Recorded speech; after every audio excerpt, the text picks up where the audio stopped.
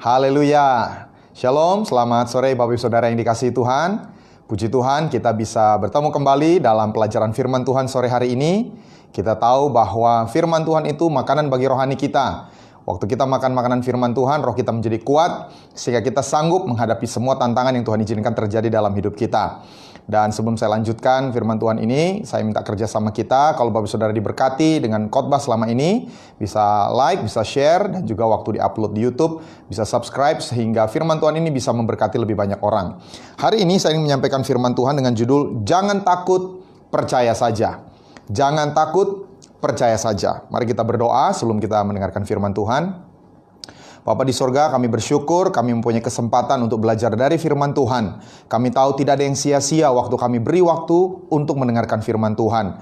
Karena ini makanan bagi rohani kami yang akan membuat iman kami kuat. Tapi juga kami akan melihat campur tangan supranatural Tuhan dalam hidup kami. Menolong kami dalam setiap pergumulan yang kami hadapi. Urapi hamba-Mu dan kami semua yang mendengar Tuhan. Di dalam nama Tuhan Yesus, haleluya. Amin. Saya akan bacakan dari Markus pasal 5 ayat 36.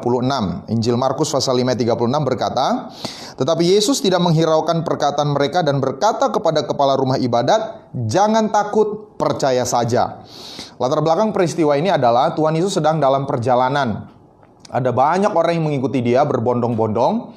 Lalu di tengah perjalanan tiba-tiba ada seorang kepala rumah ibadat yang datang tersungkur di depan Tuhan Yesus, memohon agar Tuhan Yesus datang ke rumahnya menyembuhkan anaknya yang sedang sakit keras. Dan singkat cerita, Tuhan Yesus datang lalu membangkitkan anak yang sudah sempat meninggal ini. Dan itu yang mengajarkan kita bahwa bagi Tuhan itu tidak ada yang mustahil. Tuhan berkuasa atas segala hal, termasuk atas kematian.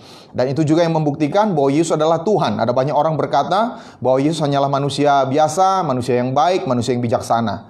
Tapi hanya Tuhan yang bisa memberikan kehidupan. Hanya Tuhan yang bisa memanggil roh seseorang kembali ke dalam tubuhnya. Dan Yesus melakukan itu.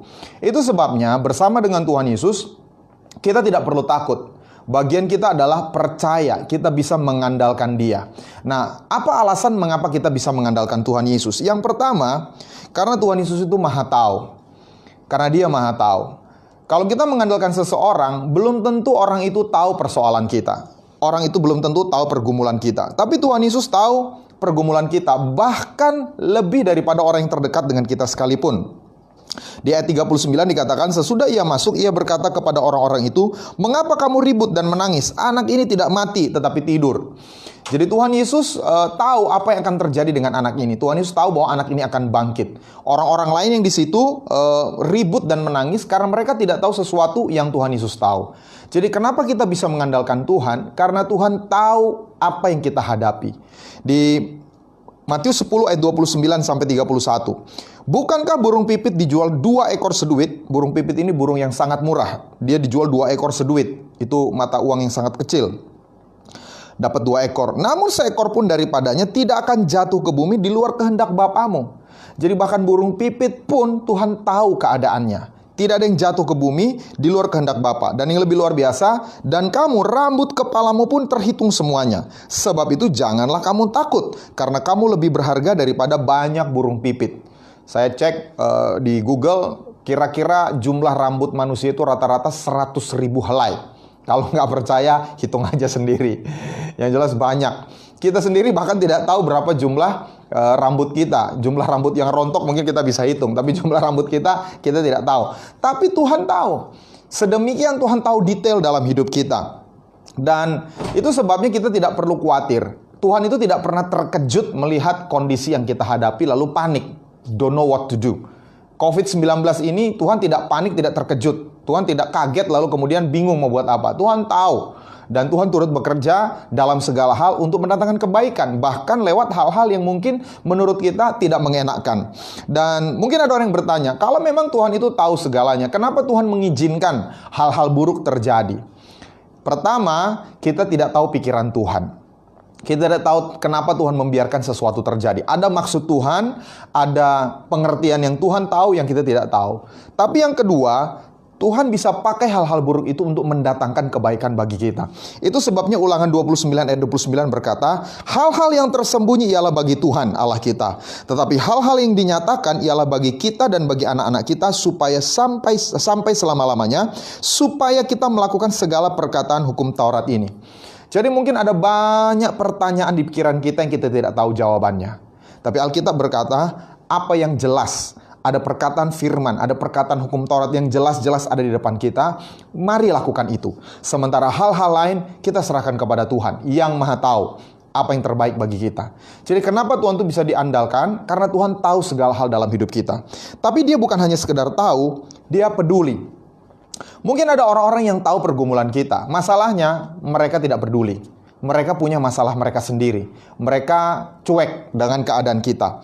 Bahkan ada seseorang pernah berkata, tidak usah banyak cerita pergumulan kita kepada orang lain. Tidak usah banyak mengeluh kepada orang lain. Kenapa? Karena 80% orang tidak peduli dengan keluhan kita, akan masalah kita, dan 10% justru senang kita punya masalah.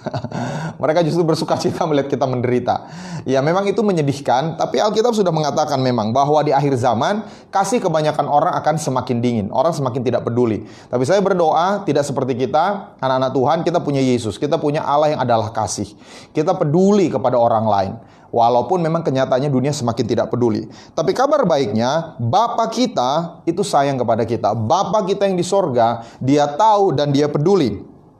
Di ayat 22 dikatakan, datanglah seorang kepala rumah ibadat yang bernama Yairus. Ketika ia melihat Yesus, tersungkurlah ia di depan kakinya dan memohon dengan sangat kepadanya, anakku perempuan sedang sakit hampir mati. Datanglah kiranya dan letakkanlah tanganmu ke atasnya, supaya ia selamat dan tetap hidup. Lalu pergilah Yesus dengan orang itu. Orang banyak berbondong-bondong mengikutinya dan berdesak-desakan di dekatnya. Jadi Tuhan Yesus sedang punya banyak orang yang ingin Dia layani. Tuhan Yesus bisa saja berkata, sudah, kamu beriman saja, saya doakan dari tempat ini anakmu sembuh. Dan Tuhan Yesus lakukan itu kepada beberapa orang di tempat lainnya. Tapi saat itu orang ini datang dan berkata, datang ke rumahku. Dan Yesus mau datang ke rumahnya. Itu artinya Tuhan Yesus peduli. Tuhan Yesus tidak hanya tahu pergumulannya, tapi Tuhan Yesus peduli. Jadi Tuhan itu peduli dengan kesulitan yang kita hadapi. Seringkali kita berpikir tidak ada lagi yang peduli dengan kondisi saya. Percayalah, Tuhan itu berempati. Tuhan turut merasakan apa yang kita rasakan. Dia menangis ketika kita sedang menangis. Tapi Dia juga bersuka cita waktu kita bersuka cita. Pada dasarnya adalah Dia care, Dia peduli dengan hidup kita. Sekalipun mungkin orang yang terdekat dengan kita, sekalipun ayah ibu kita meninggalkan kita, Tuhan tetap menyambut kita. Di dalam Mazmur 27 ayat 10 dikatakan, sekalipun ayahku dan ibuku meninggalkan aku, namun Tuhan menyambut aku. Mungkin ada di antara kita yang ditinggalkan oleh orang yang terdekat. Orang-orang yang kita harapkan bisa menolong kita, justru meninggalkan kita. Tapi percayalah, Tuhan tidak pernah meninggalkan kita. Satu hal yang menyakitkan kalau ada orang yang ditinggalkan oleh ayah ibunya karena tidak disukai. Alkitab berkata tidak mau disambut. Artinya ayah ibunya bukan meninggalkan karena kondisi terpaksa. Memang tidak mau, tidak suka. Tapi Tuhan tetap menyambut kita apa adanya. Itu yang membuat kita bisa percaya mengandalkan Tuhan. Tapi Tuhan bukan hanya tahu dan peduli. Yang paling penting adalah Dia mampu menolong. Ada orang mungkin tahu kondisi kita, dia peduli. Tapi masalahnya dia juga manusia yang terbatas. Dia tidak bisa menolong. Kenapa? Karena dia sendiri punya masalah. Tapi Tuhan kita, Tuhan yang maha mampu, Tuhan yang maha kuasa. Di Markus 5 ayat 41-42, lalu dipegangnya tangan anak itu, katanya talitakum, yang berarti, hai anak, aku berkata kepadamu, bangunlah. Seketika itu juga, saya berdoa supaya ini yang terjadi dalam hidup kita. Seketika itu juga kita mengalami mujizat. Anak itu bangkit, berdiri dan berjalan sebab umurnya sudah 12 tahun. Semua orang yang hadir sangat takjub. Jadi Yesus adalah Tuhan karena Dia mampu membangkitkan orang yang sudah meninggal. Dia mampu memanggil roh orang untuk kembali ke dalam tubuhnya. Itu sebabnya jangan mengandalkan manusia atau jangan mengandalkan diri sendiri. Karena kita tidak maha mampu, kita tidak maha kuasa. Hanya Tuhan yang maha mampu, Tuhan yang maha kuasa.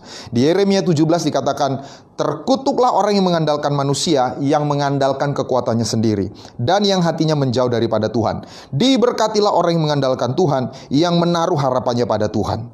Jadi kita bisa pilih, kita mau mengandalkan Tuhan, atau mau mengandalkan diri sendiri, atau manusia. Itu ada di tangan kita. Tapi saya berdoa, hari kita mengambil keputusan, Tuhan, saya mau mengandalkan Engkau supaya saya diberkati. Tadi malam saya mendengar kesaksian, ada seorang jemaat kami yang diberkati melalui banyak cara. Beberapa waktu belakangan ini dia tidak bisa bekerja lagi seperti biasanya karena kondisi pandemi. Tapi kemudian walaupun dia berhenti melakukan kegiatan selama ini, tiba-tiba Tuhan bukakan.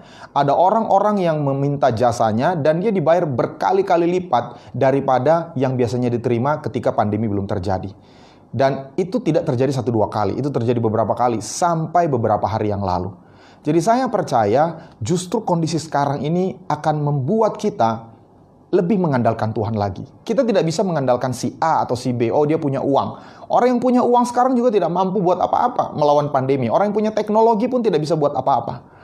Itu sebabnya saatnya kita berlutut, kita berserah, perbanyak waktu berdoa kita, perbanyak baca Alkitab. Kalau orang mengandalkan Tuhan, dia akan lebih sering mencari Tuhan.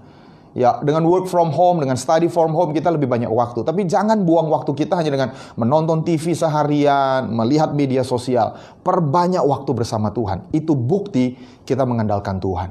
Dan hanya Tuhan yang bisa diandalkan. Jadi hari ini kita sudah belajar, kita tidak perlu takut. Jangan takut, percaya saja. Kenapa? Karena Tuhan bisa diandalkan, sebab Dia Maha Tahu, Dia tahu kondisi kita. Dan Dia bukan hanya sekedar tahu, Dia peduli dengan kondisi kita. Dan yang lebih penting, Dia mampu menolong kita. Haleluya. Terima kasih. Mari kita berdoa. Terima kasih Tuhan Yesus. Terima kasih untuk firman-Mu yang menguatkan iman kami kembali Tuhan. Bahwa di kondisi sekarang ini kami bisa ambil keputusan untuk tidak takut. Apapun yang menakutkan kami. Mungkin ada yang sakit, mungkin ada yang kekurangan secara ekonomi, mungkin ada yang punya masalah dalam rumah tangga. Kami tidak perlu takut. Waktu kami bersama Tuhan Yesus, kami akan melihat pertolongan Tuhan datang. Bahkan hamba mau berdoa saat ini, seketika ini juga Tuhan, pertolongan Tuhan datang.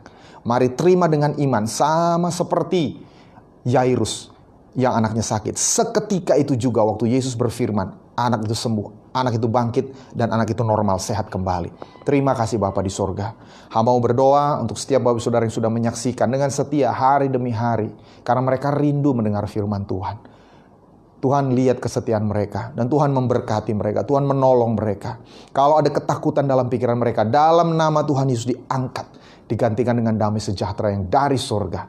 Terima kasih Bapa di sorga. Dan terus kami berkati juga para dokter, para perawat, terus bekerja siang dan malam merawat mereka yang dirawat karena ODP, PDP, atau yang sudah positif COVID-19. Kami berkati mereka, berkati juga keluarga mereka Tuhan.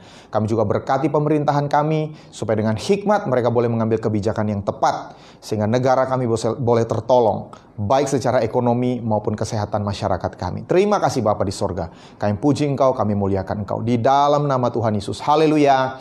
Amin. Puji Tuhan. Sekali lagi terima kasih sudah setia menyaksikan tayangan ini.